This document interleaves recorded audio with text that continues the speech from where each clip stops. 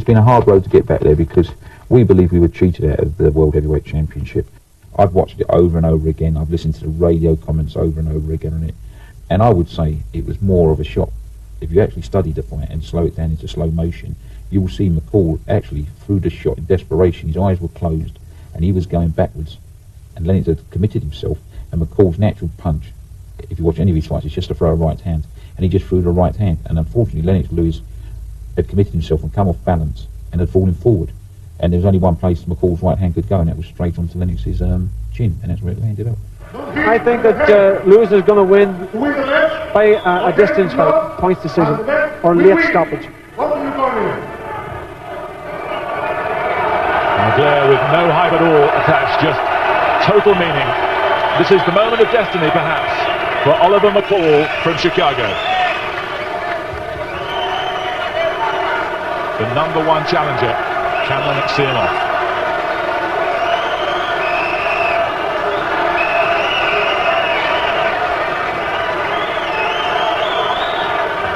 The referee from Mexico, Jose Guadalupe Garcia.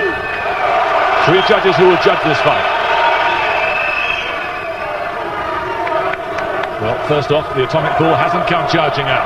No, he's not his usual hyped up aggressive self. He's playing it safe at the moment. Blinking and frowning there at Lewis. Lewis again taking the centre of the ring. They're just pawing at each other, trying to measure their distance, and Lewis had tried to load it up with a good left hook there. McCall unusually going back and using his jab, trying to be smart. I did see that, you know, they told us that he was going to run out and attack Lewis from the start, but that's something like Emmanuel Stewart would tell you. He gives you the wrong tactics completely.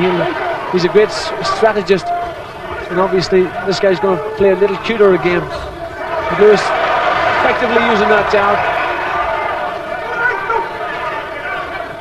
It must be murder for McCall to have these tactics. He's instinctively such an aggressive fighter, and so charged up as he is, to play it so contained. Yes, well, he looks so charged up, and it must have been difficult for them to get him to do this in the first few rounds, but they look a little bit apprehensive there when you attack Lewis. Lewis looks as poised as ever and in control. Yes, I don't think the emotions left McCall yet. It may do in a couple of rounds, but he's still very, very tight. Yeah, he's stiffened, and you know, he's, I'm sure, full of tension and full of adrenaline, and that can help you, and if you let it overcome you, it can be the worst thing possible for you.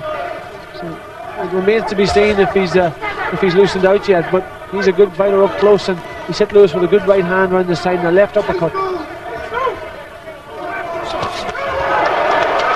Tried the right hand again, missed, and McCall came back with his own right hand to the body. This guy's very strong, very physically strong, Oliver McCall up close. So Lennox will not want to fight with him on the inside. That's where his best game plan will be. You've got to get him at a distance, use that quick jab, and not allow him to get off on him. McCall, they call him, he's built like an ox. Yeah, built very strong indeed. And he's a great offensive fighter, which, as I said, if he gets over these first couple of rounds, could cause Lewis all sorts of problems. Lewis doesn't like to be forced back and doesn't like to lose the initiative, likes to take control of the fight, and this guy's forcing him to take a step back every now and again. Oh, Lewis tried that big booming right hand over the top. He wants to win in style here. Just away from the chin. McCall took it well though, didn't flinch. Remember, McCall has never been down. First round close, but probably to Lewis, the jab working. And he just did enough to shade it, I think. Yeah, he just imposed himself a little bit more on McCall, and looked, to just have shaded the round. Very close round all the same. So McCall there with his 24 wins out of 29 fights, 17 inside the distance. Turned pro in 1985. He lost his first pro fight to Mike Hunter, but hasn't he come on since? And Lennox, an unblemished record with 21 KOs. As we said, bang on, 238, 17 stone, his heaviest ever fighting weight. Pepe Correa in front of him, his main trainer, who was non-stop. The Lennox corner is just, 2 meters in front of where Barry and I are sitting, and Correa is constantly buzzing, exhorting his man on.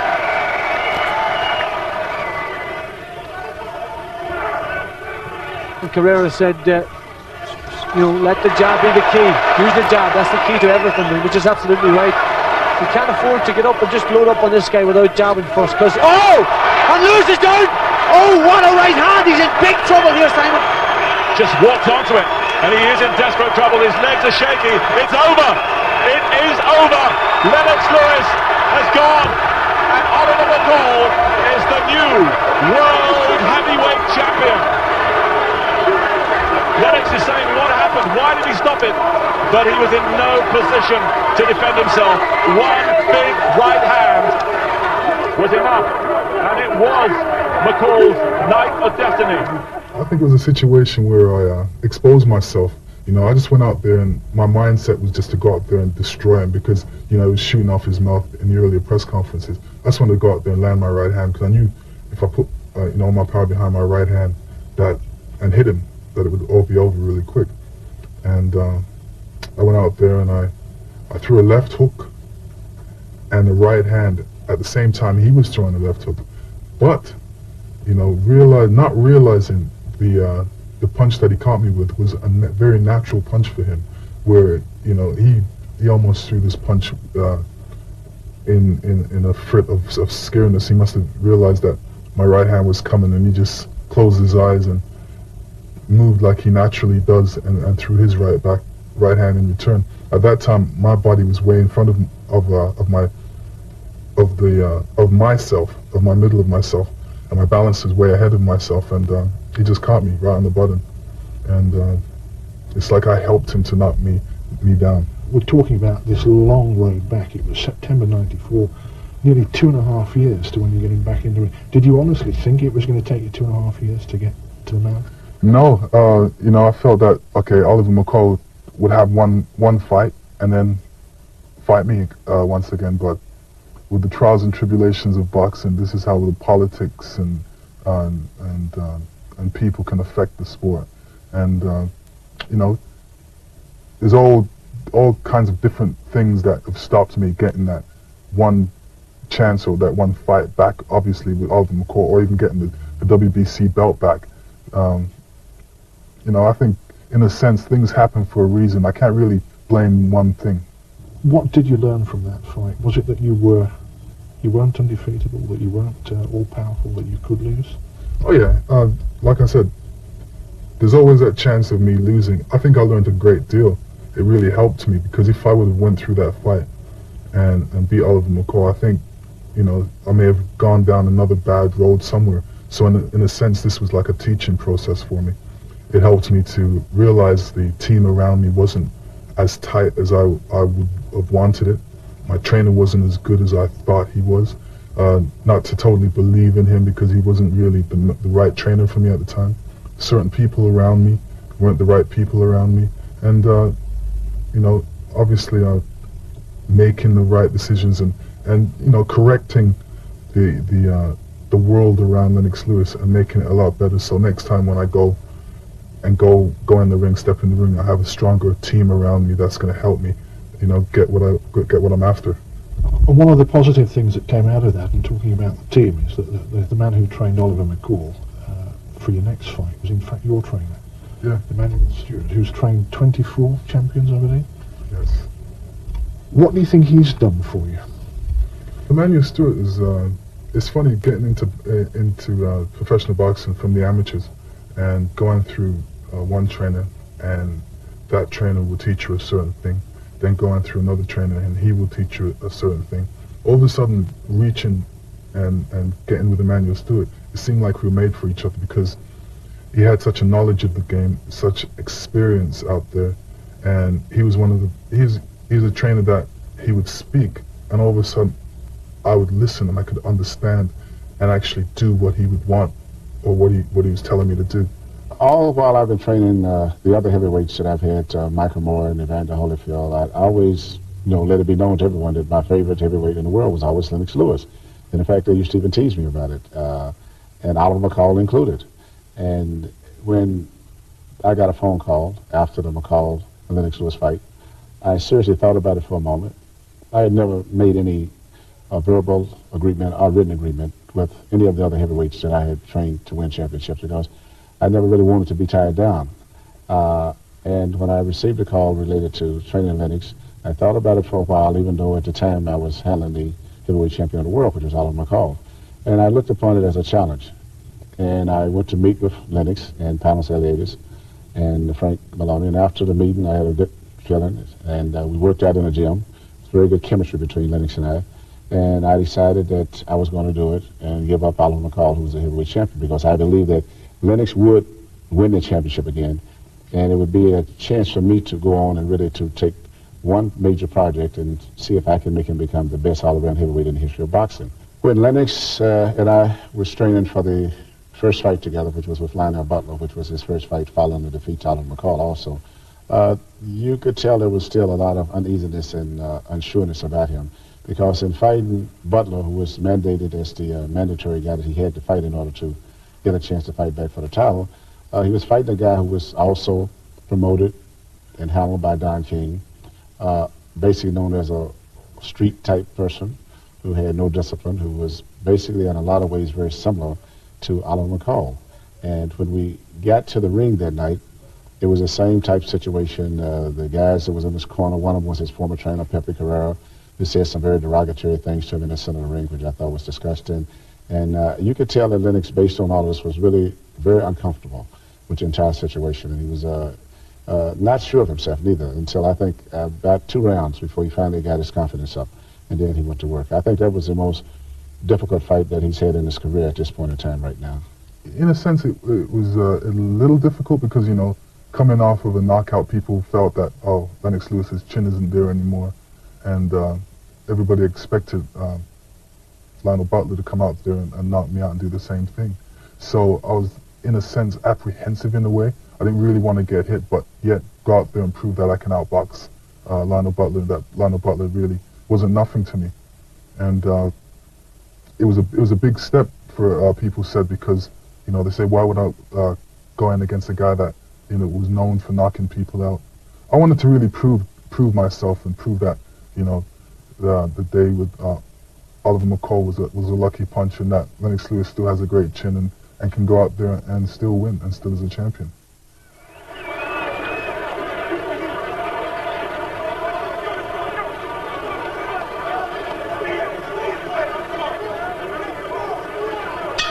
This is round number 5. A lot of water in the corner of Lionel Butler. Quick knockdown.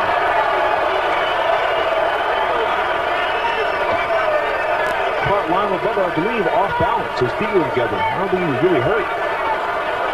Flash knockdown in the early part of this round.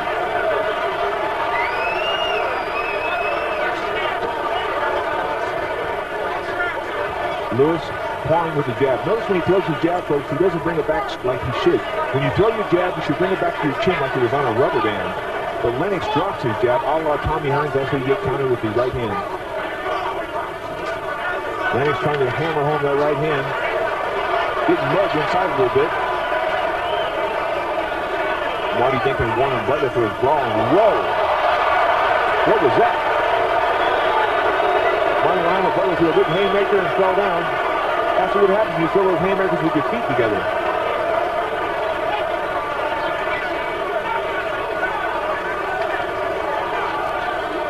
Lennox Lewis landing his most powerful punches in the last round and then knocking Lionel Butler down at the beginning of this, the 5th round.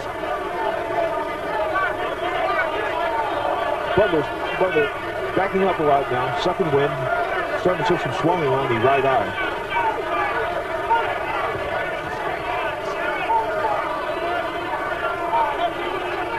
Little note on Lionel Butler. He was the #1 pick to play Mike Tyson in the HBO movie that just came out a couple months ago, last month. And the bottom line was, although he looked like Tyson when he was about 30 pounds lighter, he couldn't act to save his life. He broke the other actor's nose in the very first round of practicing for the movie. So he was out. Butler not doing much. Is he trying to lure Lennox Lewis in? Lennox going with the left right there. All Lennox Lewis in this, the 5th round. Skated for 12. A WBC heavyweight title eliminator. I'm Pedro Fernandez. Pleasure to call the action for you tonight live from the Arco Arena in Sacramento, California.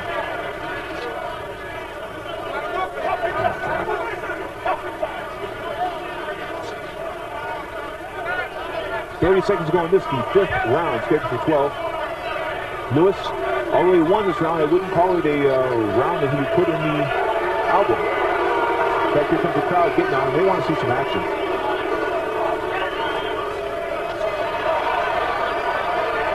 A lot of people thought that right hand had something on it by Lennox, so it didn't. 10 seconds to go, and this is 5th round. Butler takes 2 shots. It's all over. Referee Marty Denkin to stop the fight. The fight has been stopped. At the end of the 5th round, a surprise stoppage. Lennox Lewis landing the right hand. The ringside doctors are with Lionel Butler right now. Might have been a bit of a quick call by Marty Denkin. I'm not going to question the referee has been involved in more than 100 world title fights.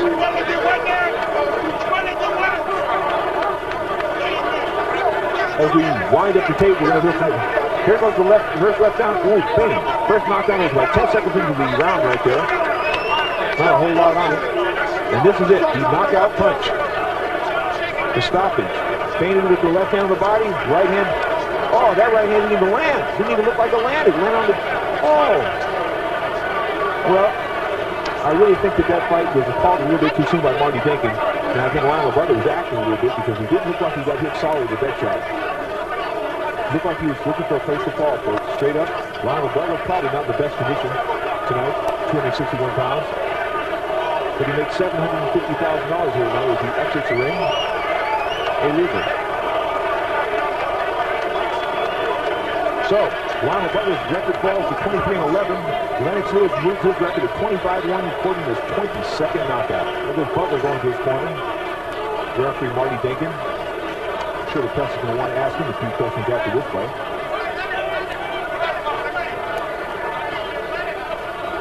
All right, we're waiting on Jim Hall for the official decision on the time of the knockout. Jim Hall, a radio personality here in the Sacramento area. One of the best ring announcers in the business, no question about that. Mr. Voice here in Sacramento, Jim Hall. Lewis, ecstatic. The Lewis corner is ecstatic. The man is doing it. They're all happy. They're happy over the result, but I don't think they would be happy over the entire fight. The fight was not something you want to take home to mom. Although mom, Lennox Lewis's mom was in his corner in there.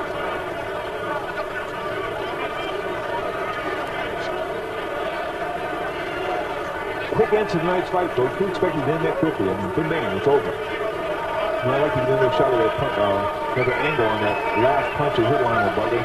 See if the punch really landed that clean. Let's go to Jim Hall. Winner of this WBC heavyweight title eliminator bout. At 2 minutes and 55 seconds of the 5th round, winner by knockout, Lennox Lewis. Lewis, the winner. KO round 5, 202 minutes and 55 seconds. What can you say? Lennox Lewis stops his man. He's now 26-1 with 22 knockouts. Remains the top-rated contender in the WBC, and will be looking for a title fight very soon. No question about that. Lennox Lewis, many congratulations. A tremendous performance, and the nightmare of Oliver McCall must have disappeared. Definitely. You know, this was a fight preparing for Oliver McCall, and the same way I boxed there, I'm going to box the same way when I box Oliver McCall again because I want my title back. He came out in the first round a bit like Oliver McCall. Yeah, he did. You know, I learned from my mistakes, and I was definitely prepared for him to come out like that because he's got a very tenacious style. So I made sure that I was on my P's and Q's. At the end of the 4th round, the advice in the corner was you're letting the fight go at his pace, step it up to your own pace, and that's exactly what happened. Yeah, basically, I realized that he was getting tired because he weighs 260 pounds, and I realized that 260 pounds can't touch this.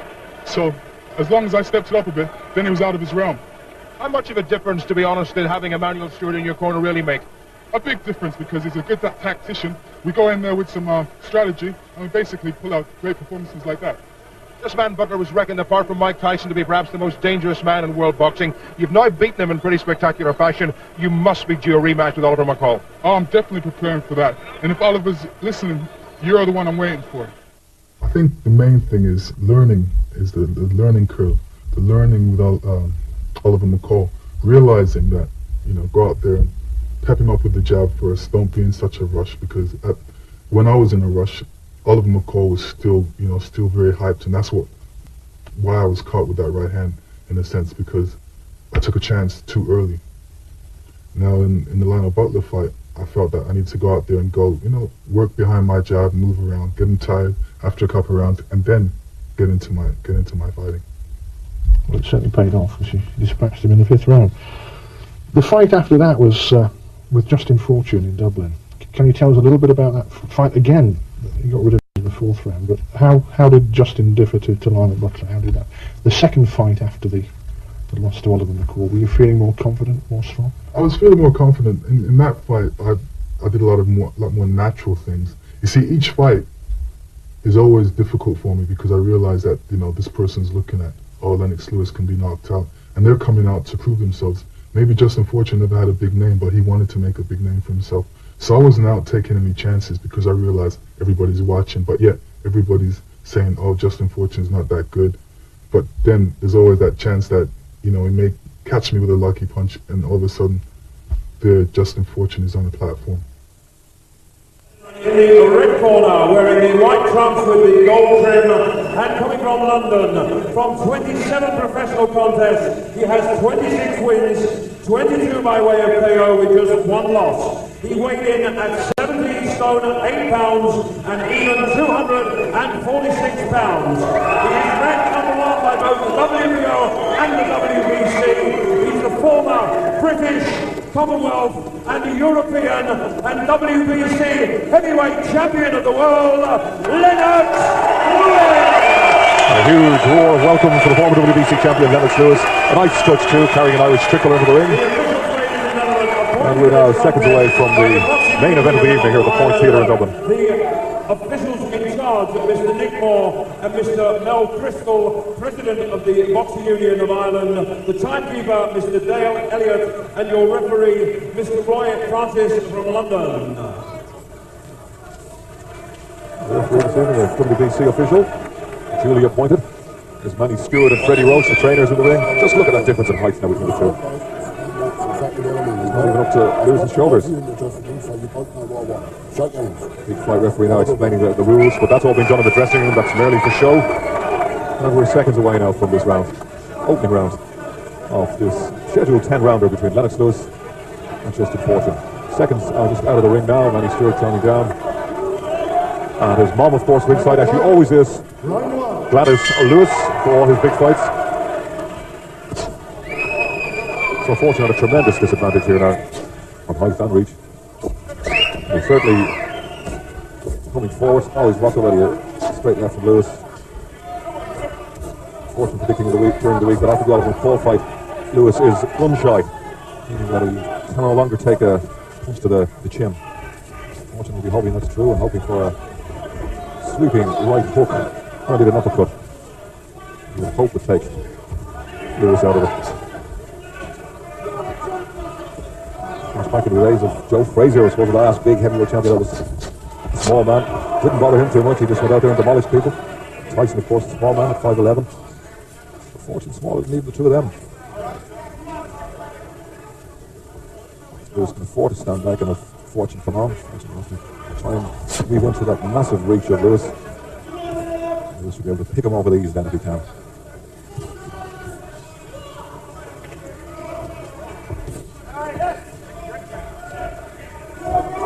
In fairness to Fortune, he's doing what he said he would. He saw a good right hook to the body.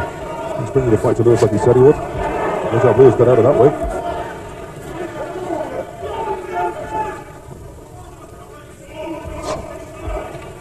This, of course, would be one of the biggest upsets if Fortune were to pull it off. He's certainly bringing the fight to Lewis. Certainly mixing it. Yeah, you can see the difference in height and the difference in reach.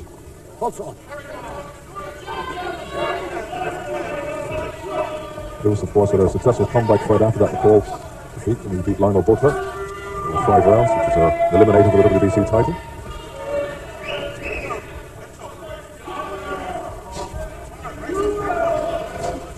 Fortune will be winning. Big support here if he keeps this up. Everybody loves the underdog and he's certainly shaking out. So he needs to in the early rounds because the longer it goes, I fear, the more it will suit the former champion Lennox Lewis. Oh, a clubbing right hand there as he held him. Get in there and break him, referee, that's it. Lewis trying to weigh his man down, which is very tiring for fighters. He can push his head down.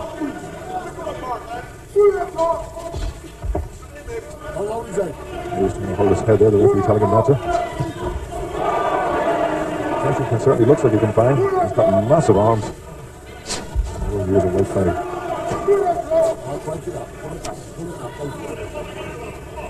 The American network covering the fight actually picked Fortune for this fight. We are at the end of round 1. They said that he would be a far better contender. Young and hungry and ambitious. And they're usually the most dangerous. Fortune. So, away we go.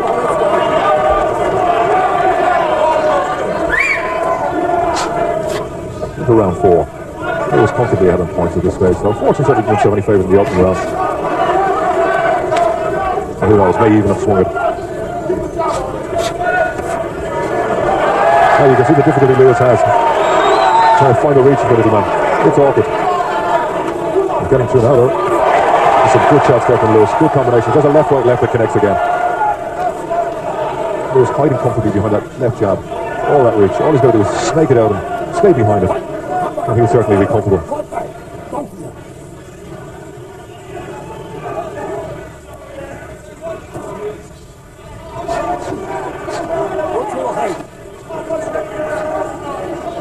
Close now. Fortune wants he needs to get in close and then hope bouncing off the trenches that he can connect. He threw 1 punch there and took 3 from Lewis in return. Which is always going to be the problem for the smaller man.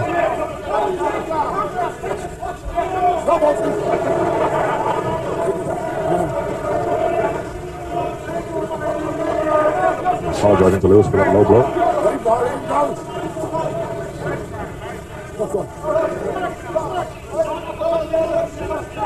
Andy Stewart said earlier in the week, Lewis is one of the best sportsmen he's ever worked with.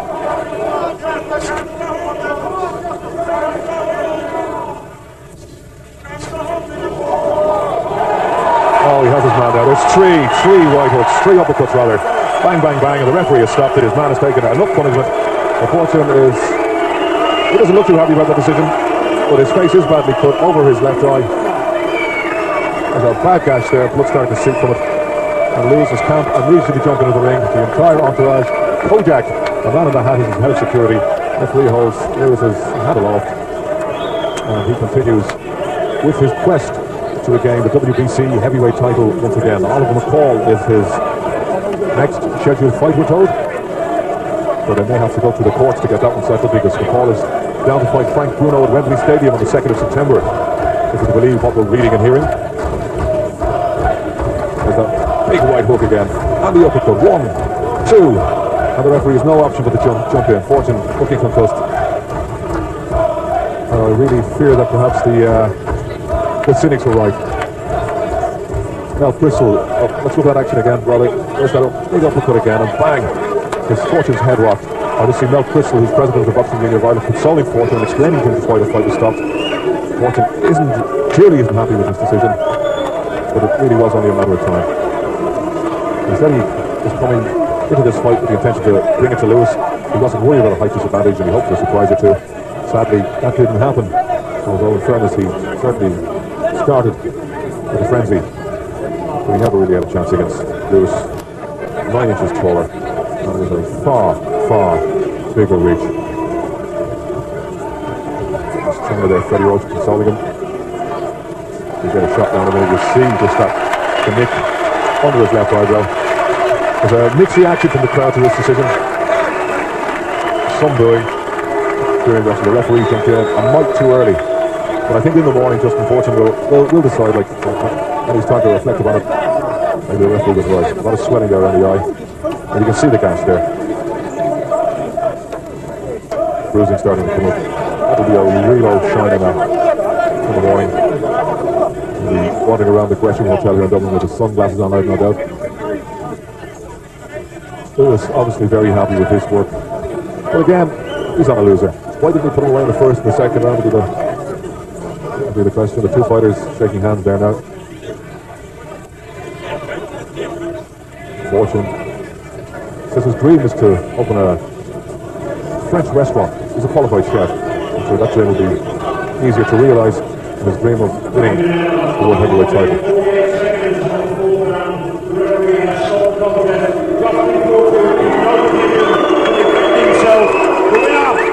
There's the mixed reaction now to the official announcement. Not sort of says what the fans think anyway. They're quite unhappy, as is Justin Fortune. That decision to stop the fight. Lewis threw 117 punches to Fortune's 75. 82 of them landed.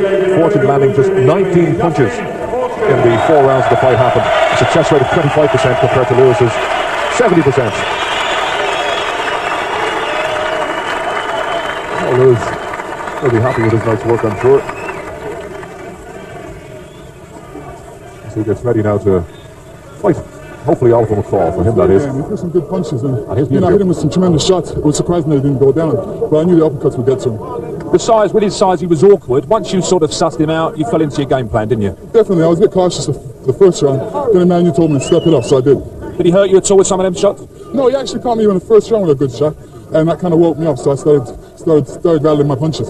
If you have a look over your right shoulder, we show you the finish. Just talk us through it. These uppercuts were tremendous. Yeah, definitely. I seen every time he got hurt, I would just throw the uppercut, and he was really open for the uppercut. So I was trying to launch him to some uppercuts.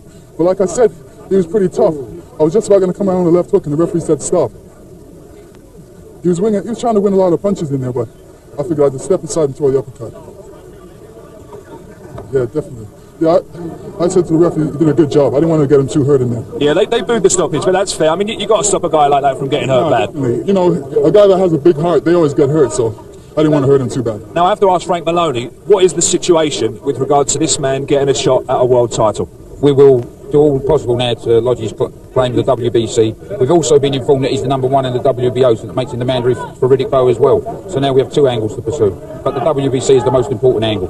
Foreman, I believe, is giving up the IBF. Is that another option? No, that's been made by, I believe, the German and the South African. So give me a timescale. How long before we see Lennox Lewis fighting for a world title? Well, we will definitely see Lennox Lewis in the ring by the end of September, October, and we're hoping that's going to be for the world title. Well, that's something we all look forward to. Thanks very much. Thanks very much. The Tommy Morrison fight, it was an interesting fight, you know, looking back at the tape, I felt I could have knocked him out in 2 rounds. But realizing that, you know, I was doing so well in the fight and everything was going my way, it lasted to the 6th round. So, you know, there's a lot of different things that I was practicing in that fight. And I was basically taking my time and looking like a professional, looking like, yeah, Lennox Lewis is still here. And I was having, not in a sense having fun, but I was enjoying the boxing aspect of it, the fact that everything was going my way. I'd say you were having fun. I mean, you knocked him down 4 times with different punches, a left to the temple, an uppercut, a jab from the right hand. Watching that fight, you seemed to really enjoy yourself. I was enjoying the fact that things that I was working on in the gym were actually coming to play, and I was actually doing them in the ring. It may not be there tonight. He needs a grand slam at this point. But there's nobody on base. It's true. Clubbing right by Lewis. Big uppercut by Lewis. Morrison keeps coming. These are big shots. I don't know if Morrison has the power. That's about it. That's got to be the fight. But Morrison is up. It's a gutty fighter, but he's overmatched right now. It's getting to the point where it's dangerous. I think Mills should stop it, and he did. That's it. That's 2 knockdowns in this round. A total of 4 overall. The Ray Mercer fight was an interesting fight. It was a fight where I trained in the 20-foot ring. All of a sudden, I was brought to New York, boxed him in his hometown, and they put me in an 18-foot ring. So it felt like I had, in that fight, it felt like all of a sudden they put me in a little telephone booth, and it's like I had to fight more than box. And not to really say, blame the ring for it. We both had the same conditions, but it was more set for his advantage more than anything. He brought out the first 2 rows, front rows. So every time he would make any punches or throw any kind of wild punches my way, the crowd would go mad. His crowd would go mad. Let's move on to the reason why we're all here, and that's the 7th of February, Hilton International, Las Vegas. Tell us a bit about the preparation, not only physically but mentally for this fight, because it is special, isn't it, Lennox? Yeah. This fight's special for me because it's like round 2. It's like the continuation of what was supposed to happen if the referee would have allowed us to continue boxing. Basically, people are asking me, are you worried of this and that? I'm not really worried. I'm not worried about anything. I just want to go in there and do what comes natural and do what I always wanted to do. Because when I look back at Oliver McCall and I look back at, even his recent fights, I said, this guy beat me. I can definitely beat this guy, and I want to go out there and just do that, just accomplish it. You know, people say, do you want to go knock him out? If knockout is there, I'll take it, definitely. But I just want to go in there and just prove that this man can't beat me, that it was a lucky punch, and he definitely can't knock me out. Mentally, everybody says you're ready for it. Physically, what are you doing to prepare for it? We've seen some of the sparring today. Can you talk us a little bit through the training program that you're going through? Yeah, in the morning time I go for a run, and that switches up every different days. Right now I'm running on the golf course, and probably tomorrow I'll be running up a hill, doing some hill work. After that I come prepare myself for the afternoon session, which involves sparring, a lot of technical stuff. I've been working a lot of technical stuff for this fight, because like I said, there's certain things that Oliver McCall does I want to be definitely prepared for. Speed bag work. At night time, we may do some sit-ups and push-ups, and watch some tapes. I know that Emmanuel is very vocal, and he's also, you couldn't say Emmanuel's a modest guy either. I got the impression that it wasn't for our benefit that he was shouting a lot of instructions to you today. Do you find that useful? Very useful. It's good to see when Emmanuel's in the ring with you, because like he may talk and he's thinking along with me. He sees me thinking, he sees me attempt certain things and says, yeah, that's right, throw that, come back with that, that's right, do that. You know, he's right there in the same mindset I'm in. So it helps me even when he's in my corner and the fight's going on. He may say, yeah, do that left right hand thing you do or something. And I know exactly what he's talking about because we've trained for it. He's into the training with me. Also, all of a sudden, I may be the one in the ring, but yet he's in there mentally with me, because when I go back to the corner, he may tell me one thing or two things, and I know exactly what he's talking about, and he knows that I can actually do these things because he knows what I'm capable of. So mentally you're prepared, physically you're prepared. Will the training regime change? You've mentioned that you're changing your running. What else will change as the fight date gets nearer? As the fight date gets closer, I mean, the running definitely may change. We'll be doing more sprints, and as far as boxing goes, we might go a little longer rounds. As we get closer to the fight, it gets more intense, and I would say the last week of the fight, we kind of chill out and relax a bit more. When will you stop sparring with people like Julius Francis? I like sparring right up to about a week before the fight, and the reason is definitely don't want to go in there and get any injuries and not be 100% for your fight. Always want to be 100%. That's basically it. Do a lot more shadow boxing, a lot more speed work, a lot more combinations. So we have that mindset.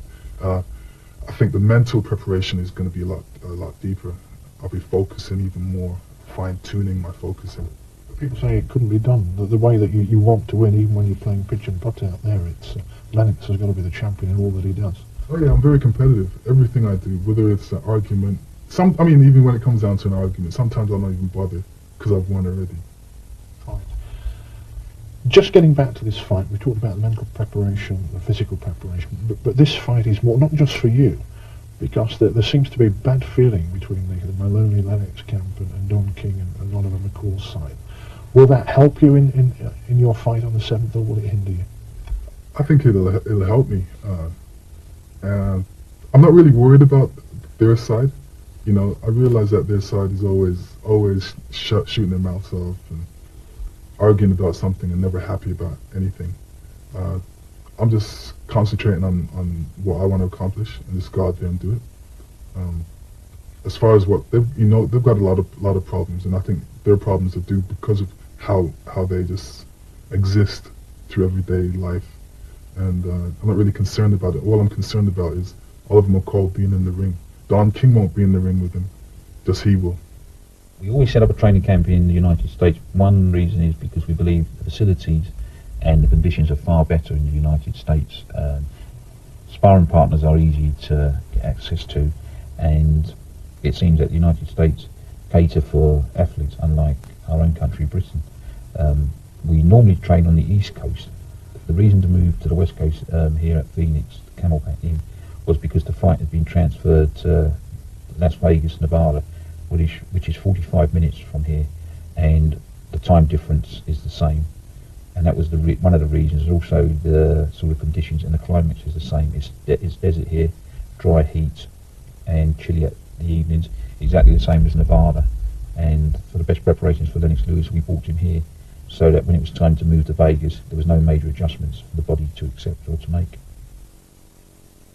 My role in regards to Lennox's career is that I organize and implement all his training programs, his diet.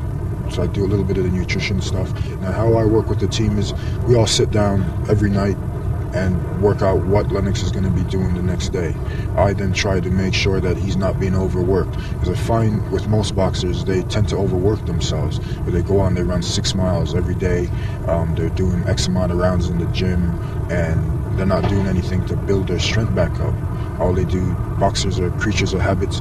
They look back at the old fighters, say they used to run X amount of miles in box. That's all I'm going to do, or chop woods or crack boulders or whatever. Well, what I do is I take Lennox's ability as a natural athlete and make sure that he's using it to his fullest potential. Like all the other athletes in the world, we do a lot of different activities, whether it be weights, swimming, cycling, not just running like most boxers do. How does he take training? Does he enjoy it, or is it like a bit of hard work for him? No, well, we make it enjoyable. The thing is, all the guys that are with Lennox, we've been together with him so long that we know each other. When we're out running, we're running for the first mile or two, we're all laughing, talking about whatever sporting event we watched or whatever TV program was on or whatever, and then eventually we get down to where it's really serious, no one's talking, and we just do it. We all feed off of each other, we all understand each other so well that there doesn't need to be a thing where we have to drive him or he has to drive us. We all understand each other enough to know, okay, after X amount of miles or whatever, we know, okay, we're going to get serious. We're going to start pushing, and we just do it. Lennox doesn't need to be pushed because, as I said, he's so competitive. He seems a very competitive guy, whatever he's doing, whether he's playing pool or tennis. Yeah, that's the thing that a lot of people don't realize about Lennox. Everybody always says he's too laid back. The thing they don't realize is Lennox is extremely competitive. I think because of the skill levels he has in all the different sports he does, the capacity to go further than most normal people would do to win. That's what sets him apart from most of the guys that are in the sport, most of the top guys anyways. We're privileged to be with Arnie Beam, the man who brought Lennox Lewis into the world of boxing. How did it all start, Arnie? Well, it all started when Lennox came down with a couple of his friends to our boxing gym in Kitchener, which is called the Waller Regional Police Association Boxing Club. And he stood out immediately as a little bigger than the others and showed an interest. And the biggest thing I noticed, and the most important thing I noticed, that he listened. He would look at you and hang on to every word that you said. He was the kind of person that would listen rather than talk. You must have felt very proud seeing him on the podium in the #1 spot for the gold medal at Seoul Olympics in '88. I don't think I have ever been that proud. The feeling is just indescribable. But you're right, there were tears in my eyes. He was in Seoul, I was in Canada, but I'm sure he could see the tears in my eyes because I was so proud of him. I know he's been like a son to you for most of his grown-up life. What will he be thinking as he goes into the ring? Well, I hope he remembers some of the things I taught him. Important going into a bout of this nature, to be awake, be alert, be aware every moment of that bout, because one second's inattention and it can be over and it can have disastrous results. But I'm sure he'll be thinking that, and he'll be focused. As I said previously, he doesn't make the same mistake twice, so I'm looking forward to Lennox winning. I basically want to go out there and just prove myself, utilize my talents. I've got an arsenal filled with punches I can throw at any given moment. I just want to go out there and just do it. I think this is a very important fight for me, another step for me, and once I can regain that WBC belt, I can go after the rest, and this is what I aim to do. Ladies and gentlemen, welcome to the home of excitement and the world's new home for championship boxing. Welcome to the Las Vegas Hilton. In the beginning, there was the desert. Then, from its dry earth, Las Vegas was born. 6 decades later, the Las Vegas Hilton soared into the sky and into the future. Through the years, in its rings, the Las Vegas Hilton has hosted the greatest legends in the world's greatest sport, boxing. Legends like Ali, Spinks, Holmes, Douglas, Foreman, and Tyson. They arrived armed fully with strength and pride. They left either bloody and defeated or as champions of the world. Hours from now, all the power, all the excitement, and all of the glory return. New legends will be made. Boxing is back at the Las Vegas Hilton. This time, it's payback or playback for Lennox Lewis and Oliver McCall. The two come in a quest for glory, honor, and the WBC heavyweight title. Lewis is looking for payback after judges called in 94 fights in favor of McCall. McCall is looking to play back 94 and once again defeat Lewis to take home the title. Finally, boxing returns to its home, the home where bones have been broken, egos have been shattered, men have been conquered, and champions have been made. Welcome to the Las Vegas Hilton.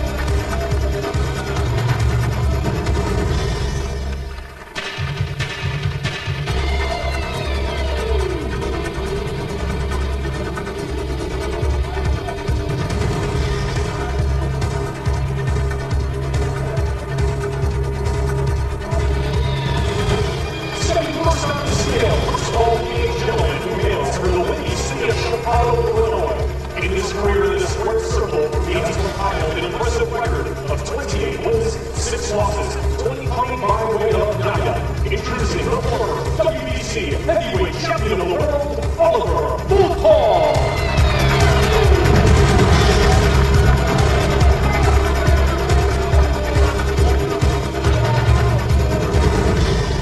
Mr. Oliver McCall has weighed in at 247 pounds.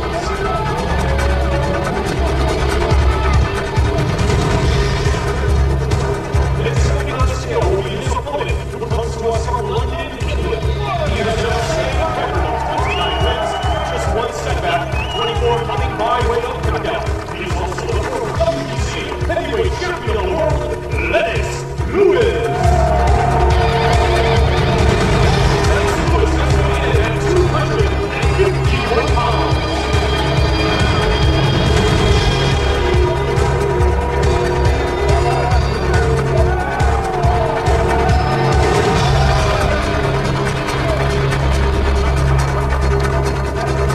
As the principal and really the only investor in Lennox Lewis, tell us just what's happened in the past which has brought you along to this stage. Well, from the initial stages where I invested to buy Lennox's contract, he was cruising along very smoothly.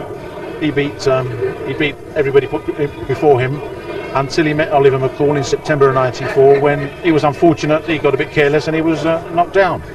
I mean, that fight actually cost me. We had a contract signed to fight Riddick Bowe for $35 million. That must be the most expensive punch in the history of boxing, because that cost the team actually $35 million. That punch. How are things running for this fight? Can we talk about monies? The money in this fight is no big monies. I mean, we're talking less than $10 million. It's a very important fight because this fight will put Lennox back as the world heavyweight champion. From there, I think people like Evander Holyfield, Mike Tyson, Michael Moorer have to fight Lennox to prove to the world that they are the best boxers in the world. They're only kidding themselves if they fight each other without really fighting Lennox, because all these boxers are really not big heavyweights. They're cruiserweights that have been ballooned up to heavyweights. Lennox is a true heavyweight. I mean, he weighed in today at 251. He is a true heavyweight and he hasn't got an ounce of fat on him. So he really is a big man, great physique, and they won't be able to live in the same ring with him, and that's why they're avoiding him. McCall is a very aggressive fighter and it's going to be a very tough fight. I think it's going to go the distance because McCall's never been put down and he's a very game fighter. I think Lennox will easily outbox him, outmaneuver him, and I think he'll easily win on points. When you look back on that particular punch from McCall, how did you feel? Did your heart sink through to your feet? I think the feeling is numb. You get to a stage where you see the punch. I've never seen Lennox on the floor. when you see him on the floor and he's getting up, it's all slow motion. It's like a bad dream, and you look at it, and it took a week to sink in, really, and it was terrible. Don King, let me first of all have your thoughts on the weight. McCall at 237, Lewis at 251. Well, McCall is on the money. He's in shape. I don't think Lewis is in shape. He's at 251. He's bringing excessive weight for a guy who's been demanding and said he's been waiting for 2 years for a fight. He certainly has taken it lightly to come in as big as George Foreman. So it'll be interesting to see whether or not Lennox Lewis can perform at that weight or not. However, I do believe that the promotion is what we call a doodle bug promotion. In America, we have a bug called a doodle bug. You put him on the line, you say, go, he goes backwards. Then they'll be lucky if they have anybody other than me and the cameraman at the fight. Don King has never missed a promotion in his career. Close to 400,000 fights. Postponement every now and then, failure never. Are we looking at the minds of the boxers here, Don? What's actually going through McCall's mind? What do you think is going to go through Lewis's mind? McCall has one single purpose, to destroy Lennox Lewis. He has no other purpose. He's focused. He has the power of God in him now. He's religious. He's turned to religion because he was leading a worldly life, and it was one that was untoward and unsavory. And so he has that power of getting his mind with peace with God. So I would liken him to be the David going out to slay Goliath. You know what I mean? And so in this instance, this is what he's taking, powerful armament that he's taking with him into the ring. I think that Lennox Lewis is confused. I mean, he really don't know what direction he's coming from, so he don't know what direction that he is going. So it's a very difficult task for him because he has a lack of confidence in his handlers because they have made a really hodgepodge out of this whole affair, and he finds himself in a quandary. Well, he's up for this fight. He's very mentally prepared for this fight. It means a lot to him. He's ready for every fight, but this fight has a certain edge to it because of all the politics, because of all the long wait, and because of the rivalry between Don King's camp and the Panics promotion team. So there may be a few extra sparks in this fight tonight, but we'll see at the end of the evening. Don's told us that the only people coming to the fight will be Lennox and the camera crews. What would be your reaction? Listen, as long as Oliver McCall turns up, I'm not worried who else turns up. If the camera crews turn up, at least that means the rest of the world's going to see Lennox Lewis regain his heavyweight championship of the world. Don King's a master of propaganda and will spread as much as he can just to upset everyone, because he lost the Vital Court case and lost the purse bid, and he's a very bad loser. What support are you expecting from England? The English support is very good. I mean, around the hotel and around Vegas at this moment, the Strip, I keep bumping into a lot of English people. I would say there's somewhere between 1,000 to 1,200 British people here. Lennox has come in at 251 pounds for this fight, a little bit heavier than he's previously fought. Is this for any particular reason? No, there's no concern at the camp. He's looking a lot bigger than he is. He doesn't look like he's carrying any fat anywhere. His face is nicely drawn and he looks like razor sharp. I've watched him train for 8 weeks. No, the weight is no problem to him. It's only about £3 or £4 heavier than he last fought, and that was 8 months ago. So that's not a lot of weight to put on. And plus, what people seem to realise is we've been in Vegas now for seven days. We'd finished all our serious training just before we left Arizona, and since we've been here, all we've been able to do is sort of do light workouts and more press work. So he's obviously going to put on a bit of weight while he's been sitting around the last few days. Did you have Lennox on any special diet program? No, I didn't. Lennox's diet mainly consists of chicken, fish, turkeys, a lot of white meat, a lot of protein, carbohydrates, baked potatoes, yams, corn, stuff like that, pasta. There's no special diet. We just eat and train. So plenty of carbohydrates in the week coming into the fight then? Yeah. We go a bit. We do a bit more carbs on the week leading up to the fight, but we tend not to eat a lot of pasta like a lot of the other people think. Oh, most people think that carbs are pastas, right? But there's other sources, and we mix and blend the whole thing and get it just right. We've been doing this now together for almost 7 years, so the weeks leading up to the fight, it's like okay, it's time to go have fun. Lennox's mother is a famous cook, isn't she? And I know she spent time at camp. She's famous to us. She's fabulous. I tell her what I want Lennox to eat, and she does it up. I mean, you got to understand, we're eating chicken, fish, and turkey for 9 weeks. So she makes it so that day in, day out, we can have these foods without getting sick of them. Emmanuel Stewart is well known for his vociferous part in the corner. What part do you play? My basic role during the fight is to hand Harold the water, the spit bucket, and the stool. Take it from him when the round's over. My other thing is to time the rounds and give Lennox a signal when the round's coming to an end, so that he can better prepare without waiting for that last 10 seconds. Because during training, the clock that we use gives him a signal at 30 seconds. So I give him some sort of signal so he knows that, okay, 30 seconds left in the round. In the last 3 weeks of training, Lennox has did 2 things. One, he's went to his highest level. He peaked, so to say, when he boxed 10 rounds on 3 different occasions. 10 brutal rounds, too. And his training was to the point where he was running more than ever. And then after that, he started to slacken off. He's right now mentally in a good state of mind, physically good condition. We're very happy about the fact that he has no injuries going into the fight. In preparing Lennox for the rematch with Oliver McCall, we have not dealt on any one particular style strategy, because he will not be fighting the same Oliver McCall that he fought 2.5 years ago. I think McCall has deteriorated a lot in a lot of ways, and Lennox has improved as an all-around fighter. But there's not any one particular style that we're prepared for. Just Lennox Lewis improving his overall talent is enough for him to be not only McCall, I believe, any other heavyweight in the world. How far have you travelled from for this fight? Oh, many thousand miles, all the way from London, England. Big Lennox Lewis fan then? Oh, definitely, yeah. We're hoping he'll win tonight. We think we will do. I think he'll do it in 4, maybe 5. Canada still takes Lewis to heart, don't they? I think so. In general, I think you'd see they'd prefer Lennox for sure, but we'll soon find out, I guess. Does McCall stand any chance? No. Well, I think Lennox in about the 3rd, I think. Well, he was very unlucky last time. I don't think there was any justice in that decision last time. I think, he'll really go for it this time. So only one person can win, and that's Harry Lennox. Any doubts in your mind as to what's going to happen today? No, I think Lennox will do the business, as they say. No, I think he's going to get caught. I think he's going to get caught early. I think the first 4 rounds, if he does what he normally does and comes out slow, I think he'll get caught. And I've just put my money on him to do this very thing.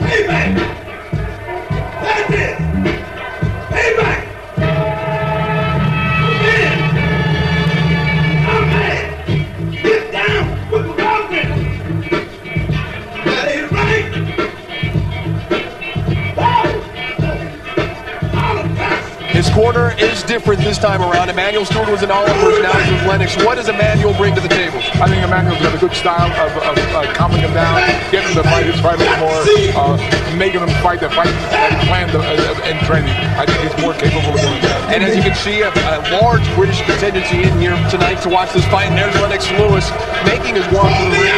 He's probably weighing about 254, 255 pounds today. Maybe he's weighing about the same Lou. But he's got his work cut out for him tonight. Don't mean nothing. Only when you get in that ring. That's where everything turns. When was the last time a heavyweight contending for the heavyweight championship literally ran into the ring the way McCall just did? You think he was running away from a Don King check? Ladies and gentlemen, welcome to the Las Vegas Hilton. Tonight, main events present 12 rounds of boxing for the vacant WBC Heavyweight Championship of the World. In the blue corner, wearing black, weighing 237 pounds. Ladies and gentlemen, from the Windy City, Chicago, Illinois, introducing the WBC #2 ranked heavyweight contender, the former WBC World Heavyweight Champion, the Atomic Bull, Oliver McCall.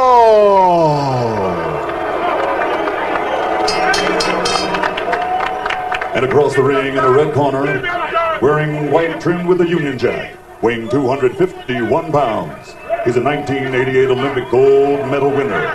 From East London, England, presenting the #1 ranked WBC heavyweight contender, former WBC heavyweight champion of the world, Lennox Lewis.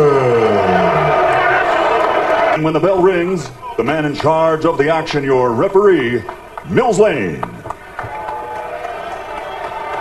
And now for the thousands in attendance and the millions watching around the world. This is the moment we've all been waiting for.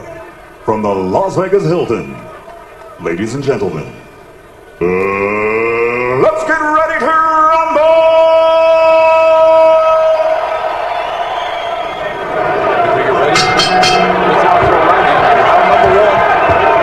Lennox Lewis to be more active with his jab. McCall backing him up.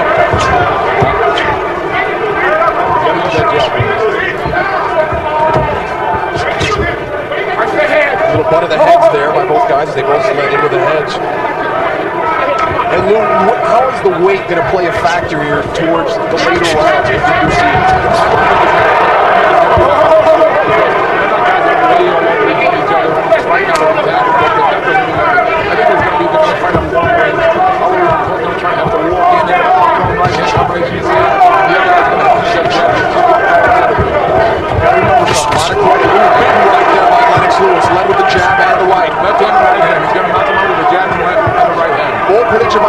Oliver McCall's never been knocked down in a fight. Lennox Lewis going with the jab now.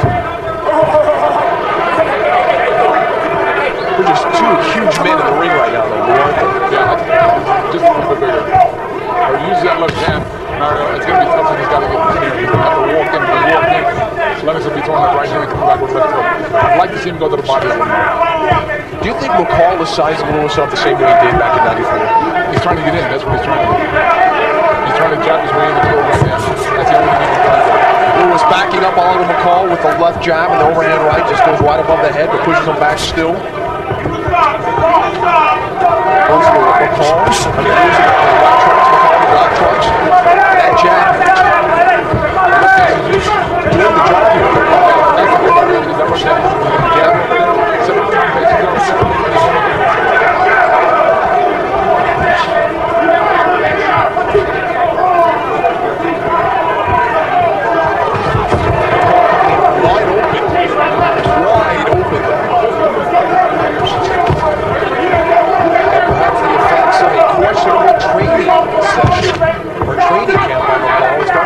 here.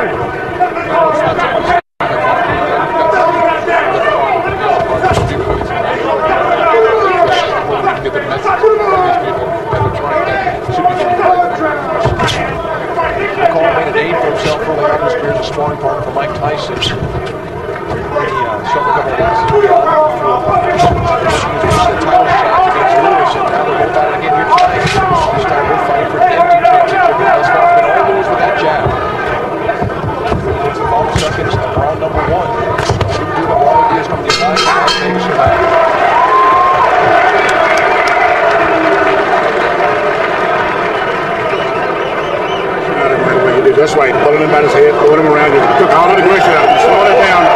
Now his man is really having a problem trying to figure out what to get away with that. And while they're doing the meantime, so people get some good shots. Every time keep going, don't worry about the pound. Just keep playing with it, Bang, bang, and keep playing with it. Because this guy's trying to set you up, he's jabbing, he's out jabbing you. But you got to out jab him. Let's take your time, you're going to hit him. Don't be anxious trying to hit him with nothing big. Just use the jab, you'll see the big shot. You understand? But stay on top of the guy. Keep him going back. Don't you go back.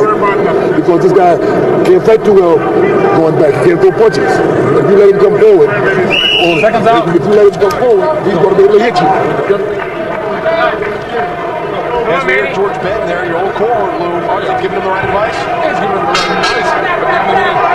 But they're trying to do the jab. They keep it, they can't let him jab. He's going to do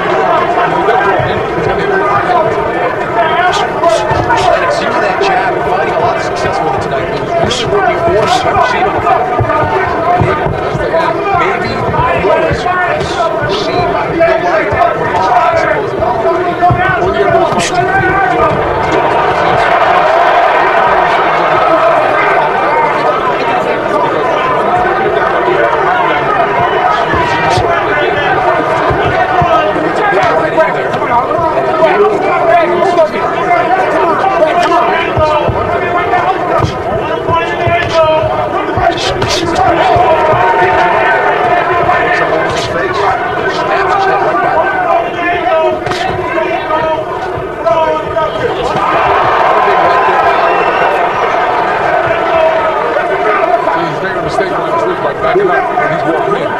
coming forward.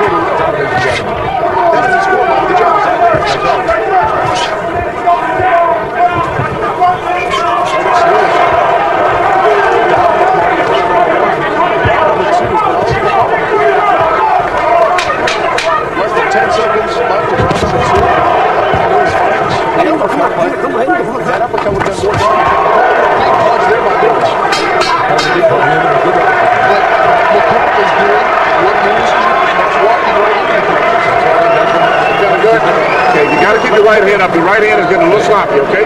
Keep your right hand up and start getting to him a little bit first, okay? You got to pass the second right. You got to start breaking at him a little bit more. You let him initiate a little too much. Stay up there, breaking it, but you got to start with a little faster. Your hands are coming from too long. Strong jab. Boy, it's nothing but you want to look at his film. You want to see how bad he looks. Now go through the eyes there, but don't go to the rope. Try to go in a circle and keep your hands up. Ice pack, deep breath. Because he's running next with his eyes closed. Every time he comes in next. Here's the replay. The big uppercut there by Lennox Lewis. They're looking at it again. The overhead right, big right, but McCall just comes right back into Lewis. Doesn't really back him up. Get back to the jab, take your right hand up. If I'm in the corner, I'm telling Lennox, jab, let him walk in. Let him walk in through the right hand, and come right back to the left hook. Because McCall's walking right into him. Does Lennox Lewis have the mentality of a champion? Sometimes you wonder. He makes a lot of people wonder sometimes. And he's got the talent. He's got the talent to be the best heavyweight out there. But sometimes he just gets slapped on. And as you can see, we mentioned in the last round, the left eye is starting to swell up early, and now you can see that Lennox Lewis's left eye is starting to close up there. You see the other guy's in desperation right now. He's throwing all different combinations. Hey, he's trying to get lucky. That's what we call it. Oh, good right there by Lennox Lewis. Backs up McCall. McCall goes right back into another left there by Lewis. Yeah, that's what he's going to do. He's going to use that left hand. Now, the enemy is Lennox Lewis is right hand. Total unorthodox style by Lewis. Big right by Lennox Lewis. McCall just walks right back into it, like Sam didn't hold it. But with his moves there with the judges.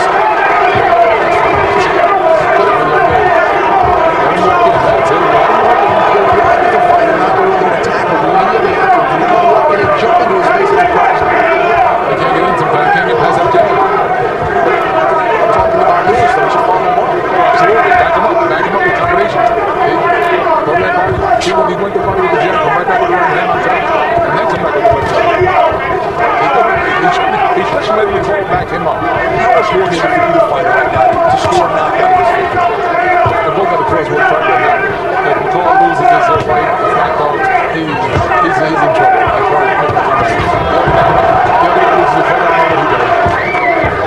Good action when they bow. Yep.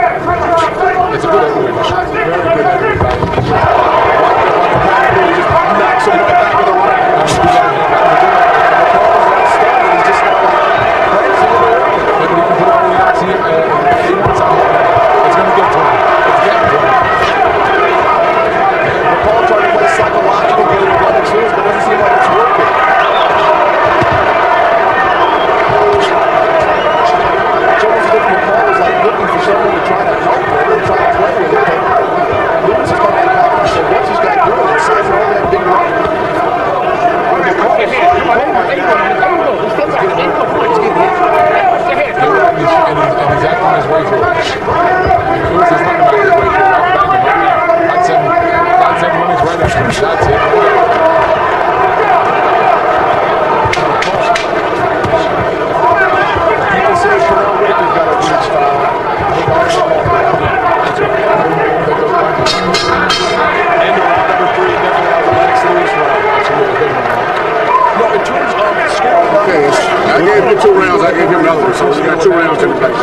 gave you one of the other one.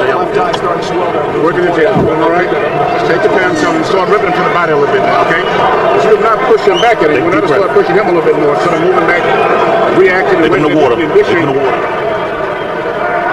McCall's not even going to his corner. Number one, that's not the right move. His corner is in disbelief. Look at George. That's right, man. I don't blame George. George will walk out of the corner. Watch what I tell you. He'll walk out of the corner. I know George. He was my friend right in the air.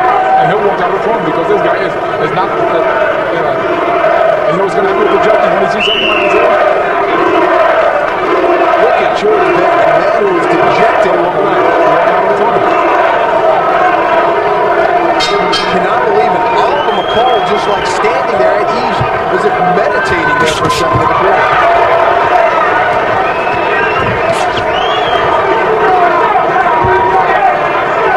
It's obvious that right now the pots and pans are going up for him. What's going on here? Watch Mills Lane. Watch Mills Lane in action. Mills Lane is going to go out there. Heavyweights would die for an opportunity at the heavyweight championship of the world, and Oliver McCall is just losing it at this moment. This is not boxing as far as I'm concerned. He shouldn't even be in that way. He shouldn't even be in that way. He has yet to throw a punch back at Lennox Lewis in this round. Lewis is just tagging him. Just tagging him. Lennox is doing everything right. He's going to this guy.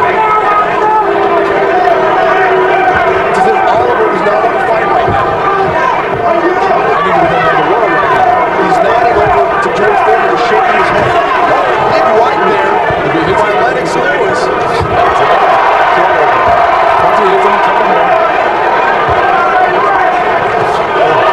Another right there. Oliver McCall is just not fighting, folks. He's like, the referee's going to have something to say about it. The referee's going to have something to say about it. Tell him, what's the going to do? Oliver McCall's having like, it seems like a nervous breakdown in the ring. You get that right now. That's what he's having right there, right now. It's just a matter of time. Either he's going to fight or he's going to get out right now. It's almost as if he's crying with the face that he's got on there. Look at that. I've never seen this in my entire life. I don't think boxing has seen a period.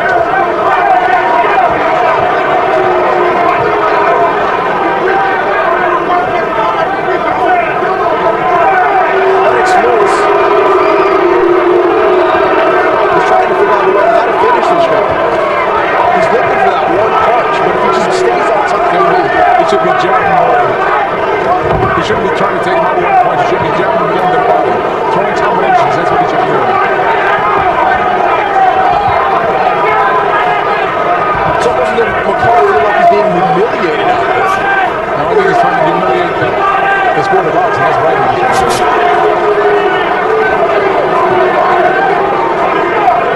Fighters train a lifetime to get a crack at the championship. Lennox Lewis has had two. Excuse me, Oliver McCall has had two. And the second time he's not even doing anything with the opportunity. They may stop this one in 2 rounds, right? Absolutely. McCall may not come out for round number 5. This one may be over. Go in the corner for round number 4. He shouldn't go belong in the ring. He don't belong in the ring. He doesn't belong in the ring. What's his name? He's complaining. He's complaining. Hey, man.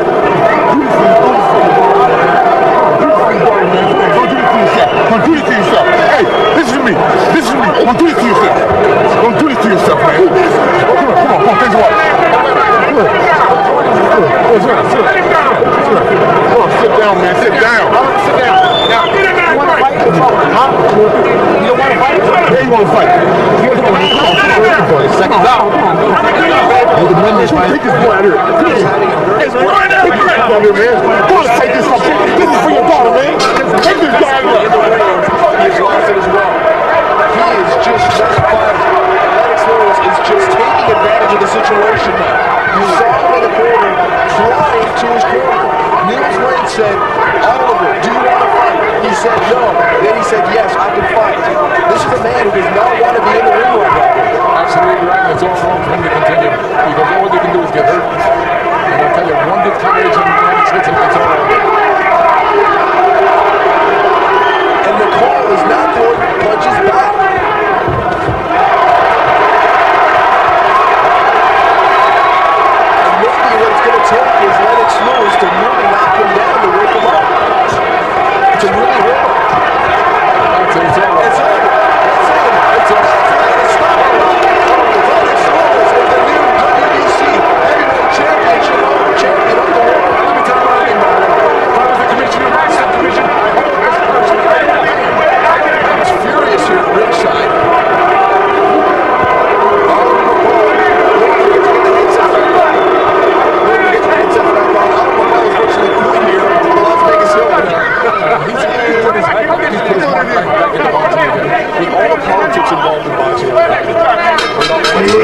afternoon here at the Las Vegas Hilton. Referee Mills Lane has to call a halt to this bout. It comes as Oliver McCall refuses to defend himself, referee declaring a technical knockout at 55 seconds of round number 5. The winner, and now a two-time WBC heavyweight champion of the world, the pride of Great Britain, Lennox Lewis. I don't want to take anything away from Lennox Lewis's performance, because in our opinion he would have beaten Oliver McCall. Even if Oliver McCall was at his best, or anybody was in front of Lennox Lewis tonight, he would have beaten him. I do want to say one thing though. We have a lot of sympathy for Oliver McCall. Oliver McCall has some problems. Well, we're very mad at something though. Oliver McCall should not have been allowed to fight tonight. He was not physically or emotionally ready to fight tonight. We hope Oliver McCall gets his life in order. We hope he becomes a good person in life. And if tonight's event helps that, we hope it works out in the best for Oliver McCall. The people that we're mad at are the people that allowed him to fight and told everyone that he was ready to fight, namely Don King, Lennox Lewis.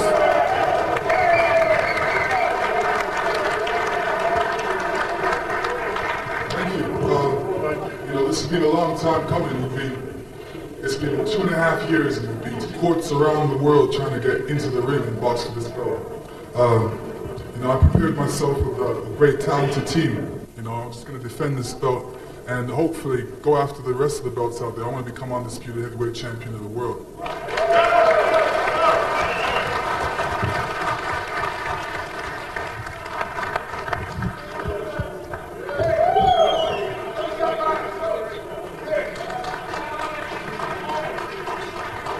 All right, just one quick statement. Mark Ratner, the executive director of the Nevada Commission, will make a quick statement, I assume, regarding Oliver McCall.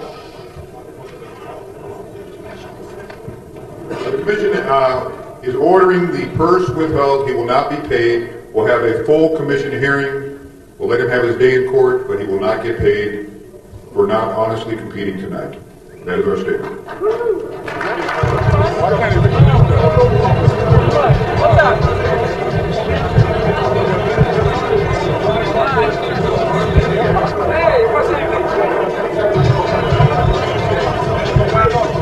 This is a great opportunity to get out and go and see Lennox fight. A British guy, let's go and support him. So that's what we did. So what did you think of the fight?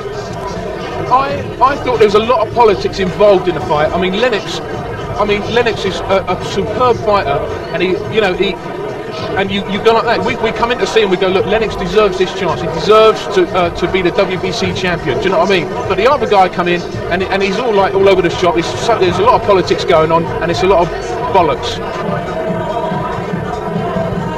Well, first, Lennox Lewis is a great champion, a total gentleman, and it was a great night for boxing and a horrible night for boxing. We saw a great champion with great dignity, manners, poise, style, and we saw a man who, in my opinion, had a mental breakdown in the ring. Boxing is in the dark ages when it comes to protecting the athletes. I'm sorry the fight didn't turn out the way people expected to, because of the simple fact that the fight really wasn't over. I think that it was stopped prematurely, and once I explain, you can understand it. I hope so. So I said, well, my strategy was to go in there, and I was going to duplicate. Really, I had intentions to duplicate what I'd done the first time when I was out, in having maybe a first or second round knockout. But then I was thinking to myself, I said, well, since I know Lennox's strategy, I say, if I don't knock him out in that second round, I'm going to have to go to some different strategic measures to neutralize what he was about to do, because I'm not going to have the same thing that happened to occur to me into the Frank Bruno fight, which it did, and he done it successfully. If he think that he can hit me, it would make him show himself. Now, in that third round, I threw one jab, and then invited him to hit me. He hit me. It did not faze me at all. It really did not faze me at all. He hit me to the body. I threw up my hands. Come on, I'm inviting him. Now, the referee, on the other hand, was looking at the fight and coming to a conclusion that I did not want to fight. It wasn't that I didn't want to fight. I could win that fight, and I could win it still. I know I could beat Lennox. Without a doubt. I could take everything he throws. It ain't no punch that he feared me with that I know. He hit me dead. If you look at it, he hit me dead on the button. This man hit me with all he got, and I'm still standing there. But y'all still, the ref, they did not give me an opportunity to play out my fight. I knew that after a round or two, Lennox wasn't going to realize in his mind that he can't do nothing with Oliver McCall. Everybody mind, now let's look at the fight. Y'all was looking like, why Oliver ain't punching? He ain't why. But then, as the fight went on, Lennox threw all the punches. I duck. I let him, wow, okay, I'm here. He hit me to the body. Boom, boom. Come on. The Lord is my very essence to live. Now, y'all can say that's rambling. Y'all can say he's going on. But the fact is, I don't do the things I used to do. And we all will be judged. We all will be judged. Because you're supposed to do unto your brother as you do unto, you will have them do, if you would do unto yourself. And that's all I have to say with that. What I'm going to say is what I said a few minutes ago. I think that Mr. McCall has been very articulate. He's told you what has happened. I think his mental state is just fine, and I think you can judge by what you saw and what you heard. That's really all I need to say about that. Reg Gutteridge, the voice of boxing for, well, a long time, let's just say. Have you ever, in all your years, seen anything like that? No, I thought I'd done it, seen it, got all the T-shirts, but this is a new one. You know, I mean, Duran actually quit in a fight, but this fellow didn't officially quit. So it's not no mass the second, really. No, I just can't understand. Well, I can understand it. I mean, you know, the guy's in need of help, and he had a mental breakdown in the middle of the fight. Lewis simply, you know, frustrated and got the hell out of him. He didn't know what to do.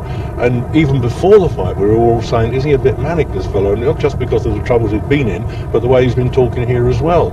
On a Las Vegas radio phoning program this morning, callers are saying they want their money back. They want to hand in their ticket stubs. They want a refund. It doesn't surprise me at all here. I mean, they're used to, you know, hard battles, aren't they? Muhammad Ali was beaten here by Leon Spinks. You know, I mean, there's been some great fights in this place, in this hotel, not just the town. And I can understand them, but again, you can't take it out of Lennox. I don't think they can withhold McCall's entire purse money because he wasn't disqualified. That's the only beef I would have, and I've got a lot of regard for Mills Lane, the referee, but I thought he should have disqualified him. Were you aware that at the end of round 4, McCall had told George Benton that he didn't want to carry on fighting, and that when the referee came over, he changed his mind?